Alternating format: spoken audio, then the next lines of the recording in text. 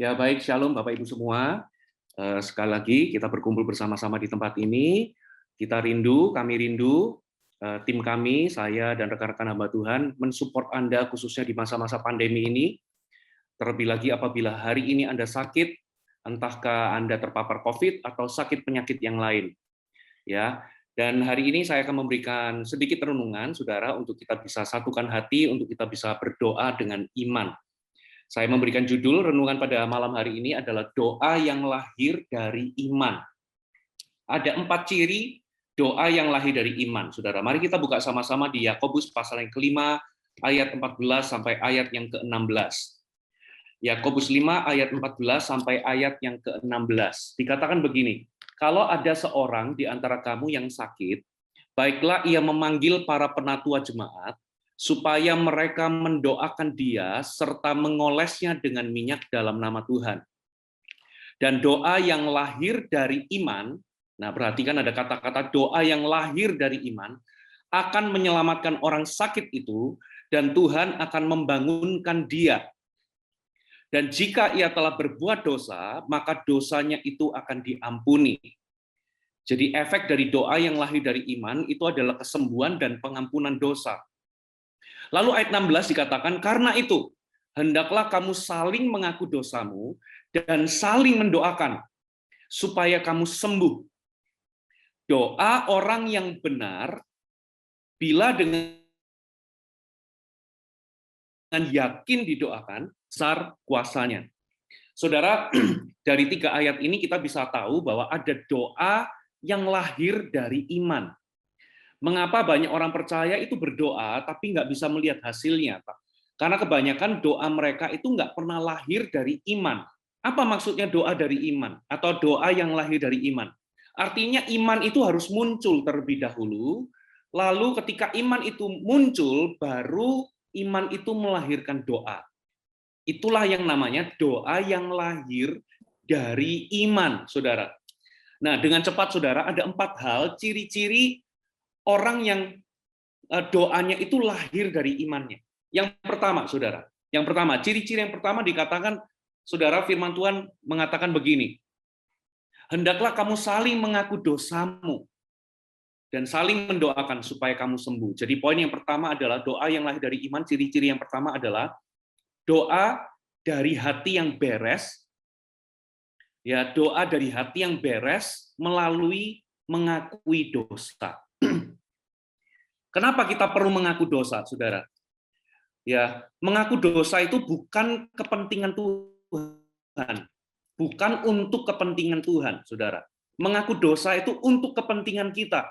Kenapa demikian? Karena dari pihaknya Tuhan, Tuhan itu sudah melakukan segala-galanya. Tuhan itu sudah menebus umat manusia. Tuhan itu sudah membayar dosa umat manusia. Dengan kata lain, bagian Tuhan untuk menebus dosa, untuk menyediakan pengampunan, dia kerjakan dengan dia mati di atas kayu salib. Saudara, nah, itu bukan untuk Tuhan, saudara. Bukan kepentingan Tuhan, karena sebelum kita mengaku dosa, Tuhan toh sudah mengampuni kita. Tuhan sudah mati di atas kayu salib bagi kita. Sebelum kita ini bisa mengakui dosa. Nah, jadi mengaku dosa itu sebetulnya lebih banyak ke kepentingan kita, saudara. Ya, untuk kepentingan kita. Supaya apa? Supaya hubungan kita ini beres dengan Tuhan. Supaya hati kita ini beres dengan Tuhan. Supaya nggak ada tuduhan di dalam hati kita. Supaya tidak ada lagi intimidasi di hati kita. Supaya hati kita itu plong. Kita ini bisa punya keyakinan bahwa Tuhan itu mengampuni kita, Tuhan itu mencintai kita. Supaya hati kita ini beres, nggak ada halangan, saudara. Bayangkan, kalau kita ini merasa hubungan kita ini nggak beres sama Tuhan. Kalau kita ini merasa terintimidasi. Kalau kita ini merasa tidak layak di hadapan Tuhan. Kalau kita ini merasa tertuduh. Ada tuduhan hati nurani kita yang menuduh kita. Kalau kita ini merasa bahwa Tuhan itu marah dan menghukum kita, Tuhan itu membenci kita. Ya, kita ini merasa nggak dicintai Tuhan. Bagaimana kita ini bisa berdiri dengan iman untuk berdoa? Saudara, nggak mungkin. Nah, itulah sebabnya kita ini perlu mengaku dosa, supaya kita ini bisa membereskan hati kita di hadapan Tuhan. Supaya kita bisa berdiri dengan iman, saudara, untuk menerima apa yang Tuhan janjikan. Supaya kita ini bisa berdiri dengan iman untuk berdoa, saudara. Nah, iblis itu ingin kita merasa dihukum, merasa kita ini nggak dicintai Tuhan. Iblis ingin merasa kita ini tertuduh, terintimidasi, merasa nggak layak.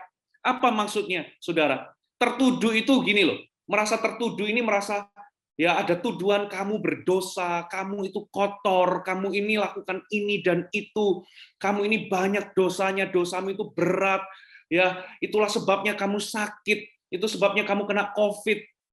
Ya, jadi tertuduh.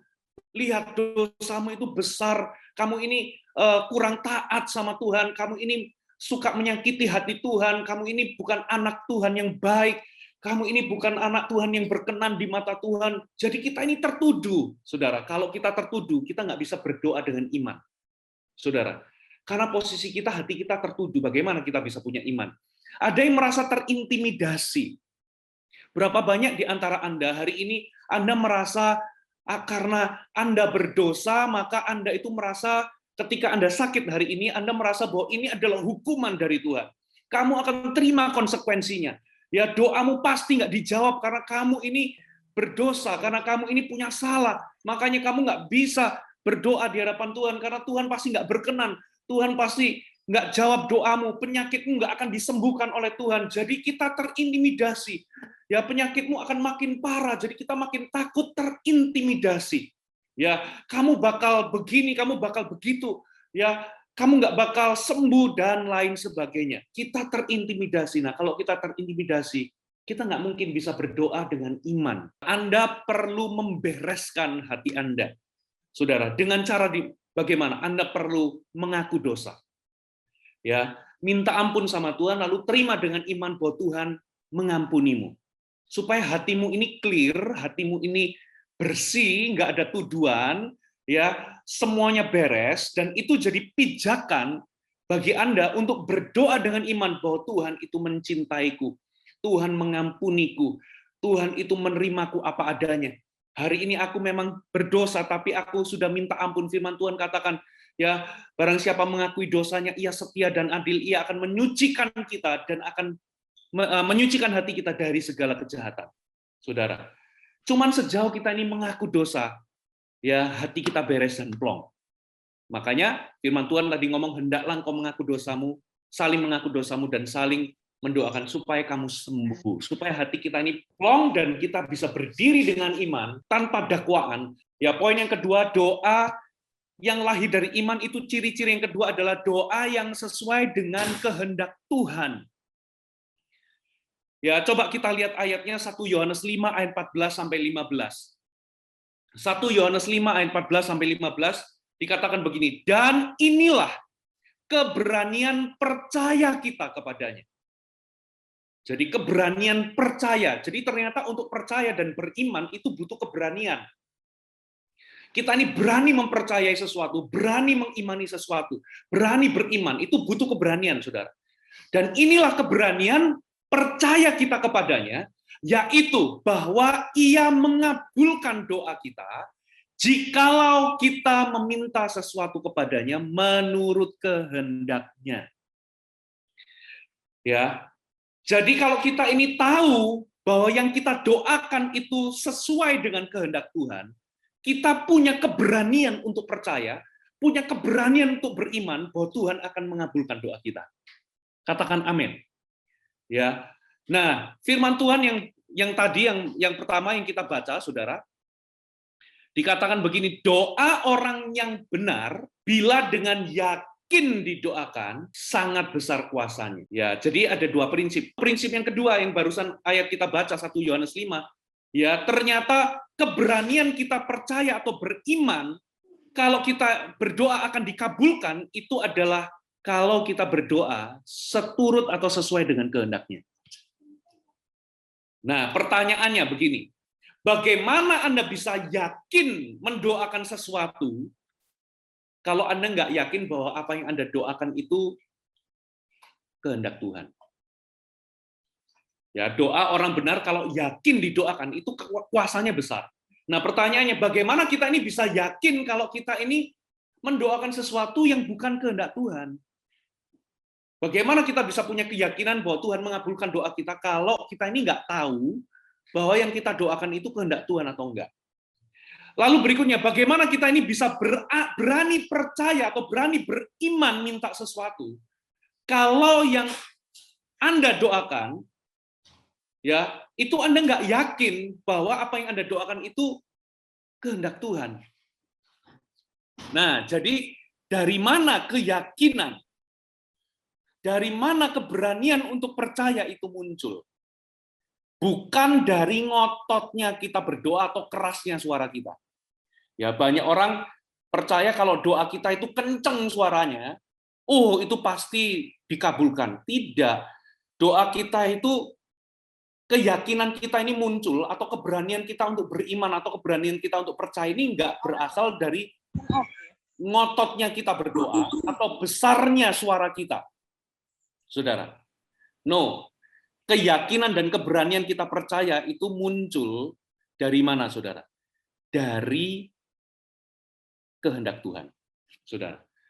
Ya, dari mana? Dari kehendak Allah dan kebenaran firman Tuhan yang nggak pernah berubah, saudara. Nah, kalau Anda sudah tahu kehendak Tuhan, Anda bisa yakin dan punya keberanian percaya. Nah, sekarang saya kasih Anda kabar baik. Ya, saya berikan Anda sebuah kabar baik. Kabar baiknya adalah kesembuhan itu adalah kehendak Tuhan. Kalau Anda berdoa minta kesembuhan hari ini, Anda yakinlah, saya ngomong ini nggak asal ngomong, tapi sesuai dari kebenaran firman, yakinlah bahwa kesembuhan itu adalah 100% kehendak Tuhan. Nah, kalau Anda yakin bahwa kesembuhan itu kehendak Tuhan, Anda bisa dengan yakin mendoakannya. Anda bisa punya keberanian untuk percaya bahwa doamu dikabulkan. Katakan amin. Nah, banyak kali kita ini berdoa minta kesembuhan, tapi nggak yakin Tuhan itu mau nggak yang nyembuhin aku. Tuhan itu mau nggak ya? Jadi kita ini doa, tapi nggak lahir dari iman, itu namanya. Padahal kalau doa orang benar, kalau didoakan dengan yakin, besar kuasanya. Dari mana keyakinan itu? Anda harus yakin betul bahwa apa yang Anda doakan itu kehendak Tuhan. Nah, saya memberikan kabar baik, siapapun Anda yang sakit hari ini. Kalau hari ini Anda berdoa minta kesembuhan, kita punya keberanian untuk percaya. Kita punya keyakinan bahwa Tuhan akan mengabulkan doa kita, sebab kesembuhan itu adalah kehendak Tuhan. Buktinya di mana, Pastor Puji? Buktinya, bukti pertama, Yesus itu menyerahkan tubuhnya. Ya, tubuh Yesus itu sehat.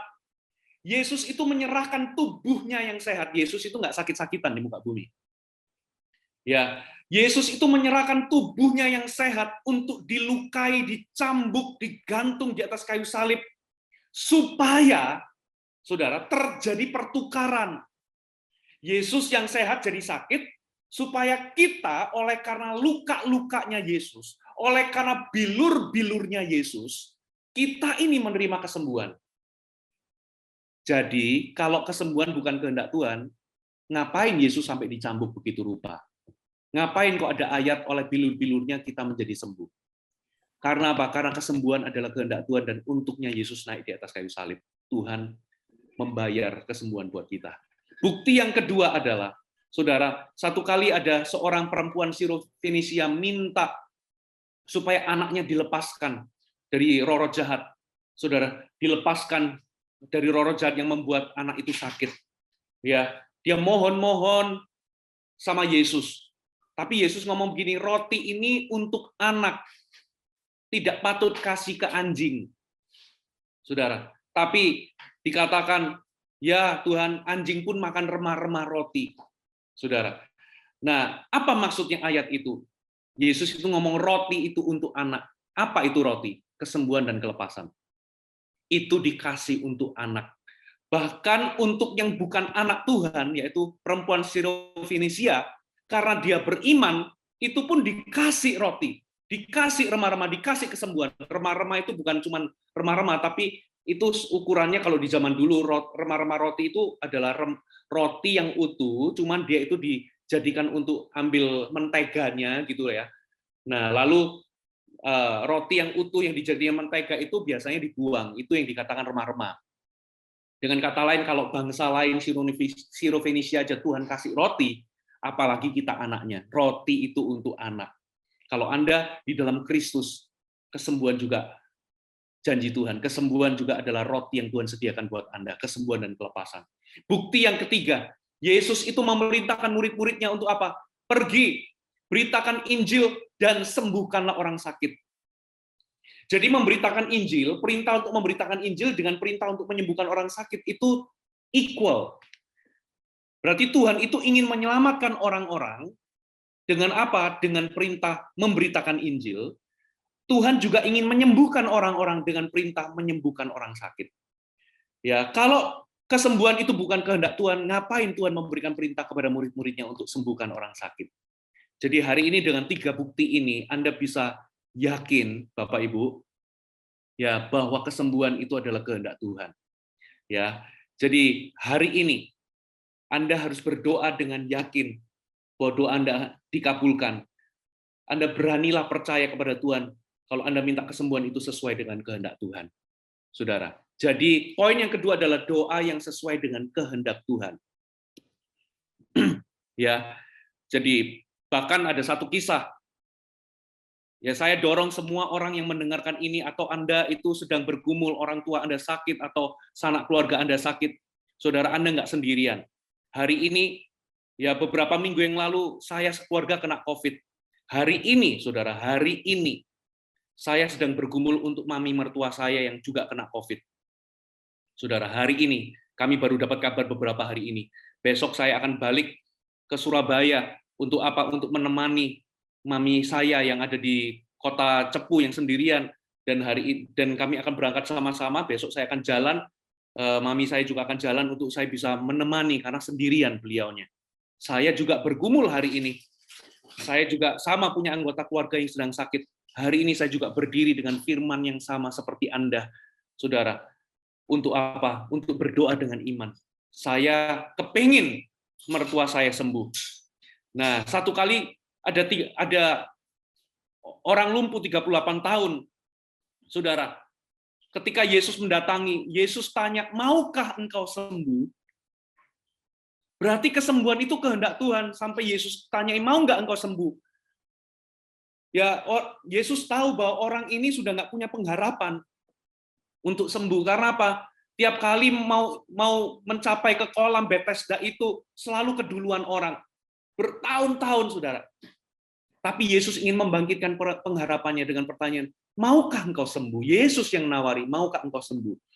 Saudara, serindu-rindunya Anda sembuh, percayalah Tuhan juga ingin menyembuhkan Anda. Jadi Anda bisa yakin bahwa ketika Anda berdoa minta kesembuhan, itu sesuai dengan kehendak Allah. Ya, ciri-ciri yang ketiga, doa yang lahir dengan iman, itu ciri-ciri yang ketiga adalah doa yang memerintahkan gunung untuk pergi. Dalam hal ini, kalau Anda bergumul dengan sakit penyakit, maka gunungnya adalah gunung penyakit. Ya, Markus 11 ayat 22 sampai 24 dikatakan begini, Yesus menjawab mereka, percayalah kepada Allah.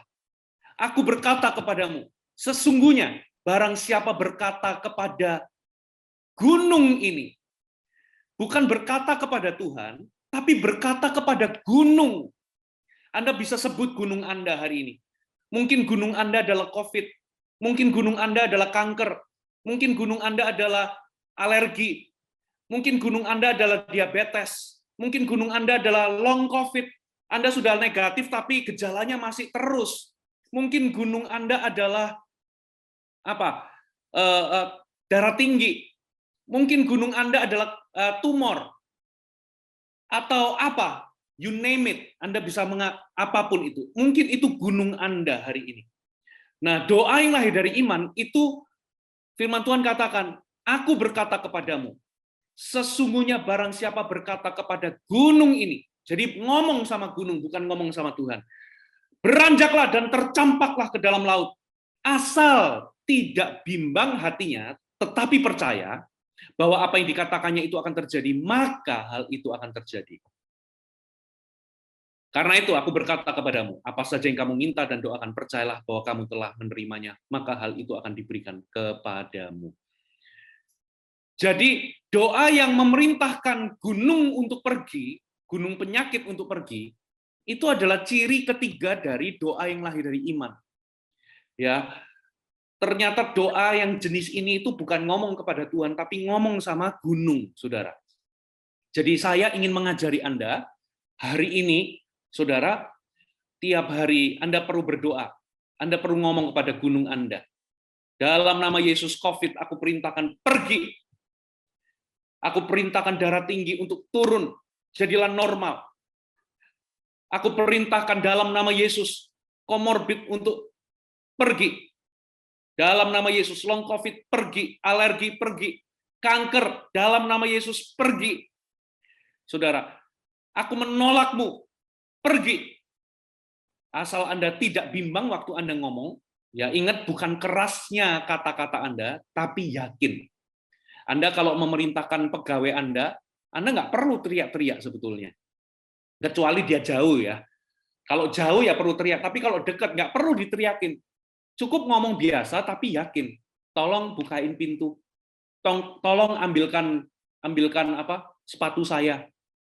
Anda cuma tinggal memerintahkan sesuatu, tapi Anda yakin bahwa pegawai Anda nggak akan pernah nggak nurut. Anda pasti akan ngomong itu dengan yakin tanpa keraguan.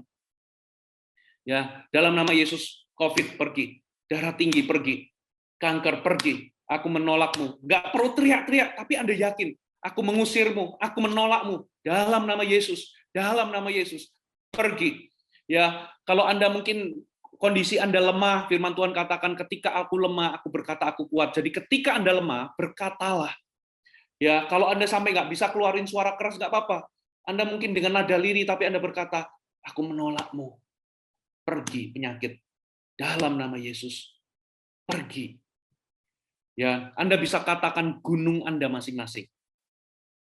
Nah, itu ciri-ciri yang ketiga. Yang terakhir, saudara, setelah itu kita akan doa. Ciri doa yang lahir dengan iman adalah doa yang disertai dengan ucapan syukur. Ya, Filipi 4 ayat 6 dikatakan begini, janganlah hendaknya kamu khawatir tentang apapun juga, tetapi nyatakanlah dalam segala hal keinginanmu kepada Allah dalam doa dan permohonan dengan ucapan syukur. Selain Anda berdoa, selain Anda memohon, selain Anda memerintahkan gunung Anda perlu mengucap syukur. Ya, bahkan Markus 11 ayat 24. Kita ulangi di Markus 11 ayat 24 dikatakan begini, karena itu aku berkata kepadamu, apa saja yang kamu minta dan doakan, percayalah bahwa kamu telah menerimanya. Perhatikan kata-kata percayalah bahwa kamu telah menerimanya. Maka hal itu akan diberikan kepadamu.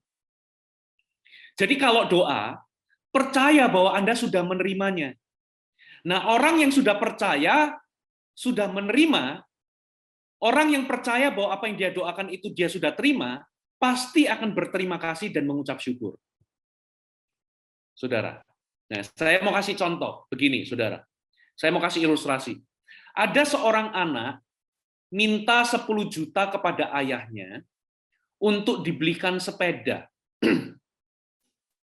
Ternyata ayahnya itu langsung membelikan sepeda, transfer uangnya ke toko sepeda, ya. Tapi karena sepedanya itu baru siap minggu depan, maka toko sepedanya ngomong, ya sepedanya baru akan dikirim 7 hari kemudian. Tapi ini sudah dilunasi, karena masih inden. Nah, ketika anaknya tahu bahwa ternyata papanya sudah melunasi, anaknya pasti berterima kasih kepada papanya kalau ternyata dia sudah dibelikan sepeda. Nah, saya mau tanya, ya anaknya ini sudah punya sepeda belum? Sudah dibeliin sama papanya. Tapi sepedanya udah dia lihat belum? Belum, sepedanya itu baru dikirim 7 hari. Sepedanya belum ada di rumah, tapi dia sudah punya dan sudah terima sepedanya. Kenapa? Karena papanya sudah bayar. Gitu loh. Nah, jadi anak ini sudah punya sepeda, tapi sepedanya belum dia lihat dan belum dia pegang.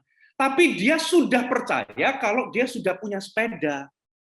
Dan kepercayaan bahwa dia sudah punya sepeda, itu dia ungkapkan Dalam bentuk apa? Dia berterima kasih kepada papanya. Pak, terima kasih ya, sudah beliin aku sepeda. Tapi sepedanya masih belum ada. Tapi dia udah yakin bahwa dia udah punya sepeda. Thank you ya, Pak, sudah dibeliin sepeda. Oh iya, Nak, nanti sepedanya baru dikirim 7 hari kemudian. Oh iya, Pak, thank you loh, Pak, sudah dibeliin. Dia sudah punya sepeda, tapi harga sudah dibayar, tapi sepedanya belum dia lihat. Nah, begitu pula dengan iman, saudara. Iman itu percaya dulu, baru melihat. Ya, iman itu bukan melihat dulu baru percaya, tidak. Saudara, hidup kita ini bukan karena melihat, tapi karena percaya, kata firman Tuhan. Nah, itulah sebabnya, saudara, kalau hari ini Anda percaya bahwa kesembuhan itu sudah Tuhan sediakan, banyaklah mengucap syukur. Ya, ketika Anda sakit, ini yang saya lakukan, saudara, ketika saya sakit. Saya berdoa begini, ya, Tuhan, saya bersyukur untuk penyertaan-Mu. Terima kasih Engkau sertai aku. Terima kasih ya Tuhan, Engkau peduli dengan hidupku. Saudara harus berdoa sesuai firman. Firman Tuhan, serahkan segala kekhawatiranmu, sebab Ia yang memeliharamu. Terjemahan yang lain dikatakan, Ia peduli kepadamu. Terima kasih Engkau peduli, Engkau mengasihiku. Terima kasih. Saya ucapkan syukur, saya banyak ucapkan syukur. Terima kasih untuk penyertaan-Mu. Engkau ada di saat-saat ini. Sekalipun aku melewati lembah kekelaman, aku nggak takut bahaya Tuhan, sebab Engkau besertaku. Engkau lebih nyata daripada masalahku. Terima kasih untuk penyertaan-Mu. Masalah belum hilang, tapi Anda sudah mengucap syukur dulu bahwa Engkau disertai Tuhan. Lalu yang kedua, Anda mengucap syukur untuk apa? Kesembuhan yang Tuhan sudah beri. Tuhan, terima kasih aku sudah sembuh. Terima kasih untuk kesembuhan-Mu. Terima kasih untuk pemulihan-Mu ya Tuhan. Terima kasih, aku ucapkan syukur. Terima kasih ya Tuhan untuk tubuh Yesus yang sudah diserahkan bagiku.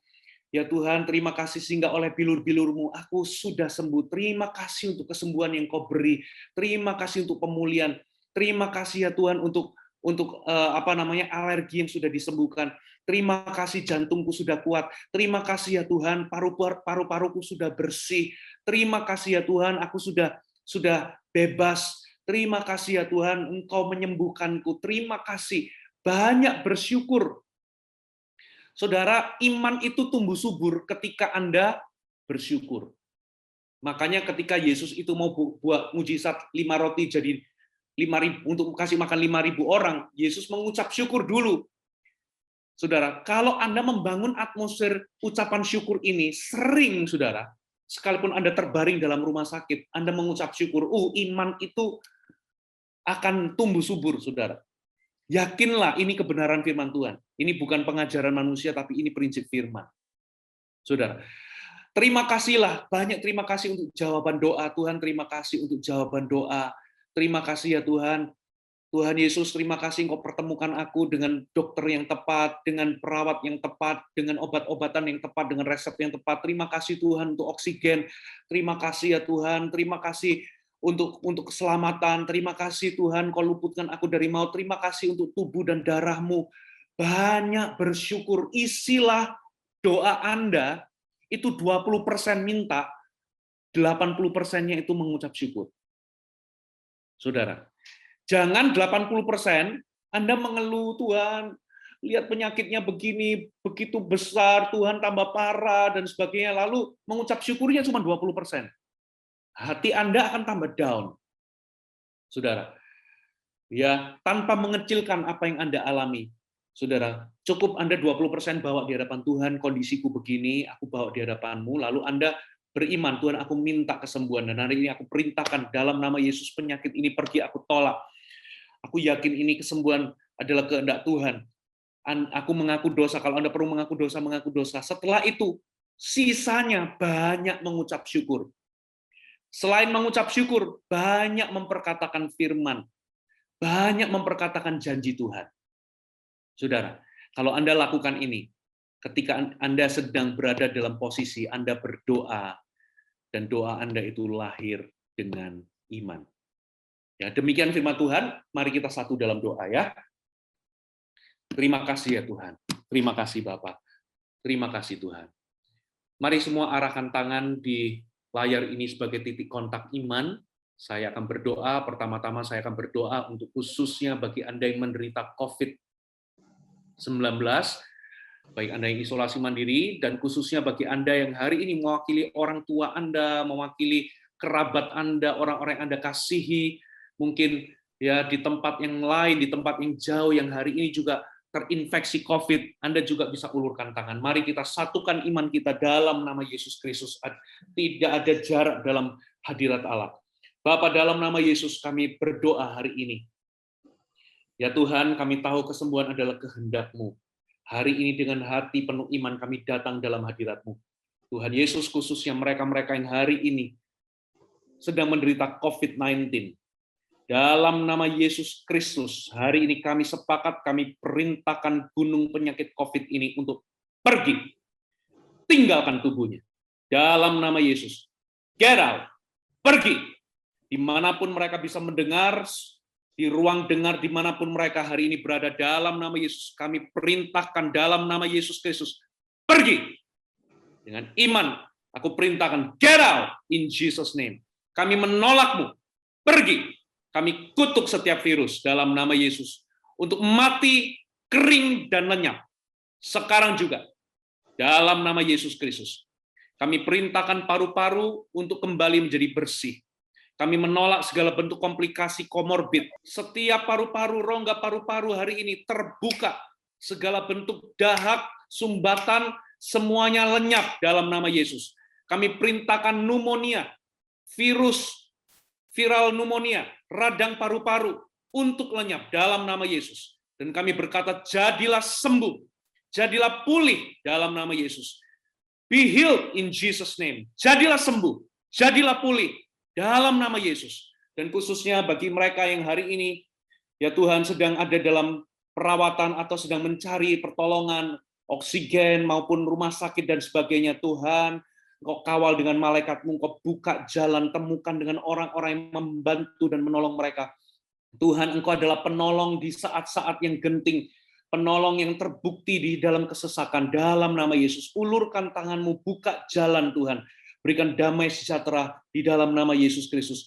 Kami membalikkan keadaan, kami mematahkan semua siasat dan rencana iblis, kami katakan itu semua batal dalam nama Yesus.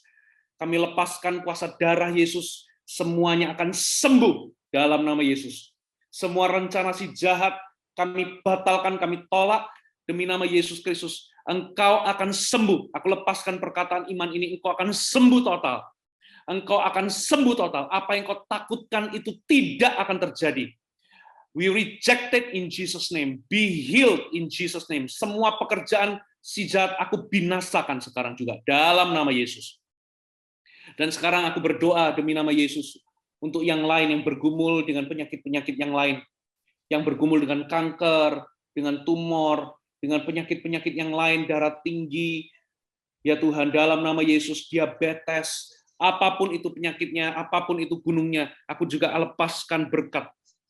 Dalam nama Yesus Kristus, jadilah sembuh. Amin. Demi nama Yesus, roh kelemahan tubuh dan penyakit semuanya, aku ikat. Dan kami perintahkan, pergi. Be healed in Jesus' name. Sekarang juga dalam nama Yesus Kristus. Dalam nama Yesus. Mari saya memberikan 1 menit sebelum saya menyerahkan kepada rekan-rekan saya yang lain untuk mensupport dalam doa. 1 menit ini Anda ucapkan syukur. Ya, Anda bisa ikuti di ruang dengar Anda, katakan, Tuhan terima kasih untuk penyertaan-Mu. Terima kasih Engkau ada di saat-saat aku sakit. Terima kasih Engkau nyata, Engkau sertai aku hari ini. Ya Tuhan, aku melewati lembah kekelaman, memang menakutkan, membuat khawatir, tapi hari ini aku tahu Engkau menyertaiku. Terima kasih buat penyertaan-Mu. Tuhan, firman-Mu berkata, serahkan segala kekhawatiran-Mu, sebab Ia yang memelihara kamu, Ia yang peduli dengan-Mu. Terima kasih ya Tuhan. Aku lempar, aku serahkan kekhawatiranku. Hari ini aku percaya, ya Tuhan, aku percaya Engkau peduli dengan aku. Terima kasih ya Tuhan, Engkau mengasihi aku. Engkau menyertai aku. Terima kasih untuk kesembuhan. Saudara, angkat suaramu. Terima kasih buat kesembuhan. Terima kasih buat jawaban doa. Terima kasih buat tubuh Yesus yang sudah diserahkan bagiku. Tubuh Yesus yang sudah dicambuk. Terima kasih untuk tubuh Yesus yang sudah dilukai, dimahkotai duri, dipaku. Supaya hari ini oleh karena luka dan bilur-bilur Yesus, aku sembuh. Aku terima kesembuhan. Ya Tuhan, aku terima kesembuhan sekarang. Terima kasih buat tubuh Yesus yang diserahkan untuk kesembuhanku, untuk umur panjangku. Terima kasih ya Tuhan. Thank you Jesus. Terima kasih. Aku terima ya Tuhan apa yang kudoakan. Terima kasih buat darah Yesus. Darah Yesus menyucikan aku. Terima kasih buat darah Yesus yang mengampuniku. Terima kasih buat darah Yesus yang melindungi dan meluputkanku dari maut. Terima kasih buat darah Yesus yang melindungi aku, melepaskan aku dari kematian. Dalam nama Yesus, hari ini aku hidup oleh karena darah-Mu. Terima kasih ya Tuhan, terima kasih. Ucapkan syukur, saudara. Terima kasih, aku bersyukur. Thank you Tuhan. Terima kasih Anda bisa ucapkan setiap janji Tuhan yang Anda sudah dapatkan. Apapun janji Tuhan itu, ucapkan syukur. Terima kasih ya Tuhan. Terima kasih buat janjimu, terima kasih buat anugerah-Mu. Ucapkan syukur, terima kasih aku menerima, aku percaya apa yang aku doakan, aku terima, Engkau mengabulkan. Terima kasih buat jawaban doa. Terima kasih buat pemulihan, terima kasih buat kesembuhan dari orang tuaku, dari anakku, dari keluargaku. Terima kasih. Banyak mengucap syukur, saudara. Banyak bersyukur.